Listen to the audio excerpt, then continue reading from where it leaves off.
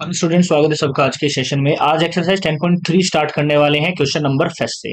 देखिए कॉन्सेप्ट समझिएगा, छोटा सा कॉन्सेप्ट इसका हम समझ लेते हैं। डॉट प्रोडक्ट निकालने का। ठीक है, देखो जब भी हम क्या करते हैं, डॉट प्रोडक्ट, दो प्रोडक्ट होते हैं। ठीक है, प्रोडक्ट के दो टाइप होते हैं। एक तो हमारा क्या होता है, स्केलर प्रोडक्ट। ठीक है, और दूसरा हमारा कौन सा होता है, वेक्टर प्रोडक्ट, जिसको हम क्रॉस प्रोडक्ट भी बोलते हैं। ठीक है, और क्या दूसरा इसका क्या नाम है, क्रॉस प्रोडक्ट। ठीक है, स्केलर प्रोडक्ट का मतलब होता है कि मान लो दो वेक्टर हैं, कोई ए और बी, इनके बीच में डॉट हम लगा देते हैं तो इसको स्केलर प्रोडक्ट बोलते हैं।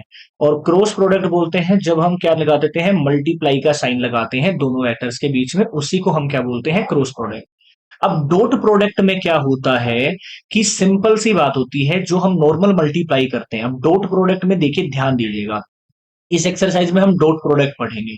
पहले तो फॉर्मूला याद कर लीजिए कि डॉट प्रोडक्ट निकालने का फॉर्मूला क्या होता है किसी भी दो वेक्टर का। ए डॉट बी हमारे पास होता है मैग्नीट्यूड ऑफ ए, ठीक है, into magnitude of B, into में हमारे पास होता है कोस थीटा। ठीक है, सिंपल सी बात है।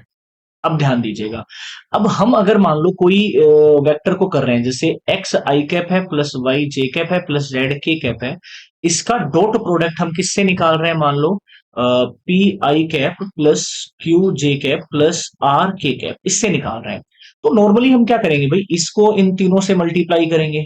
ठीक है, एक्स वाले को, फिर वाई को इन तीनों से करेंगे, फिर जेड को। तो इन सारे केसेस में आई और आई आपस में मल्टीप्लाई होगा, यानी कि आई डॉट आई आएगा केस के अंदर कहीं ना कहीं, आई डॉट जे भी आएगा, मतलब सेम भी आएंगे डिफरेंट भी आएंगे कहीं ना कहीं। तो ध्यान रखिएगा, जब भी आई डॉट आई होता है उसकी वैल्यू वन होती है। क्या रीजन होता है भाई, आई और आई का केस कर रहा हूं, मतलब ये आई होता है, ये हमारा एक्स एक्सिस है, ये वाई एक्सिस है, ये जेड एक्सिस है। एक्स एक्सिस पर आई कैप होता है, तो अगर मैं आई और आई को मल्टीप्लाई कर रहा हूं, मतलब एंगल कितना हुआ इन दोनों के बीच में, 0 डिग्री हुआ, और कोस जीरो का मान क्या होता है, वन होता है। और कैप आपको पता है यूनिट वेक्टर जिसका मैग्नीट्यूड वन होता है। तो जब भी सेम सेम को मल्टीप्लाई करेंगे तो वन आता है। ठीक है, ये ध्यान रखने वाली बात थी। और जब हम डिफरेंट को मल्टीप्लाई करते हैं, जैसे आई डॉट जे करेंगे तो जीरो आएगा, जे डॉट के करेंगे तो जीरो आएगा, और के डॉट आई करेंगे तो भी जीरो आएगा। क्यों जीरो आएगा, क्योंकि आई और जे को करेंगे 90 डिग्री का एंगल आता है, कोस 90 की वैल्यू जीरो होती है। तो ये फॉर्मूला आपको याद रखना है और ये सब चीजें आपको पता होनी चाहिए। ठीक है, देखिए पहला सवाल देख लेते हैं इसके अंदर, क्वेश्चन नंबर वन, ध्यान से समझिएगा। Find angle between two vectors A and B with magnitude. भाई हमें मैग्नीट्यूड दे रखा है ए का कितना, under root 3। Magnitude of B हमें इस सवाल में दे रखा है 2। और एक चीज और गिवन है, ए डॉट बी भी हमें दे रखा है अंडर रूट 6। हमें किसकी वैल्यू निकालनी है, कोस थीटा, सॉरी हमें क्या निकालना है, थीटा निकालना है।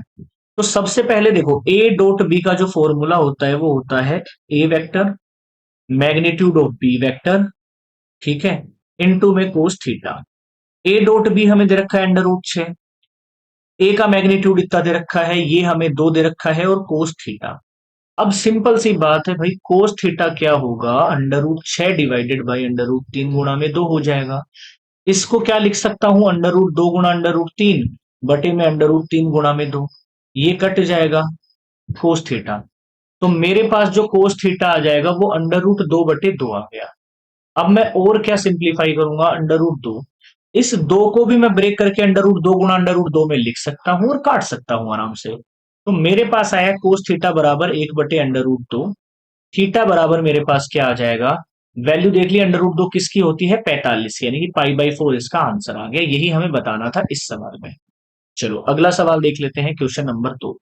क्वेश्चन नंबर 2 क्या कह रहा है, find the angle between two vectors. अब की बार सिर्फ वेक्टर दिए हैं, बोला एंगल बताओ। आई माइनस में 2j प्लस में 3k, और एक बी वेक्टर मुझे क्या दिया गया है, 3i minus 2j plus 2k। अब हमें क्या निकालना है, एंगल, यानी कि थीटा निकालना है। तो फॉर्मूला क्या होता है, magnitude of A magnitude of B cos theta. इसके लिए क्या क्या चाहिए, डॉट प्रोडक्ट चाहिए, मैग्नीट्यूड ए का चाहिए, मैग्नीट्यूड बी का चाहिए। तो सबसे पहले मैं निकालता हूं ए डॉट बी, मतलब क्या हो जाएगा, आई माइनस में 2j प्लस में 3k, इसका डॉट प्रोडक्ट कर लो, 3i माइनस 2j प्लस के। अब ध्यान ध्यान देना, डॉट प्रोडक्ट में आई को आई से मल्टीप्लाई कर दो, जे को जे से, के को के से। अलग अलग को मल्टीप्लाई करने की जरूरत नहीं, क्योंकि आपको पता है कि आई डॉट जे जीरो होना ही है, तो करना ही नहीं है वो चीज। तो आई वाले क्या है, 3, एक तो आ जाएगा 3, जे को जे से करेंगे तो माइनस का 4 और के को के से करेंगे तो प्लस का 3। कितना मेरे पास आ गया, 6, 6 माइनस 4 कितना होता है 2। तो भाई ए डॉट बी तो इसके लिए आएगा 2। अब मैग्नीट्यूड ऑफ ए निकालेंगे तो अंडर रूट में क्या आता है, आई के कैप का कोफिशिएंट, जे का कोफिशिएंट, के का कोफिशिएंट।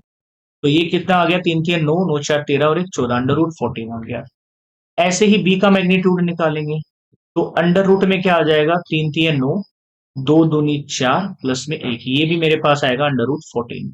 ठीक है, ये आ गया। अब रख दो फॉर्मूले में, एक सेकंड एक सेकंड। ठीक है, ए वेक्टर बी वेक्टर, तो ये मेरे पास कितना आ गया, डॉट बी 2 है, ये मेरे पास अंडर रूट 14 है, ये मेरे पास अंडर रूट 14 है कोस थीटा। तो ये मेरे पास क्या आ जाएगा, 14 आ जाएगा इंटू में कोस थीटा। तो कोस थीटा बराबर आ गया 2/14, 1/7। तो थीटा मेरे पास आ गया भैया कोस इनवर्स 1/7। ये मेरे पास आंसर आ गया इस सवाल का। उम्मीद करूंगा ये दोनों सवाल आपको बहुत अच्छे समझ में आए होंगे। शेयर सबसे कर देना, लाइक जरूर करके जाना, और चैनल पर नए हो तो सब्सक्राइब जरूर कर लेना। जय हिंद।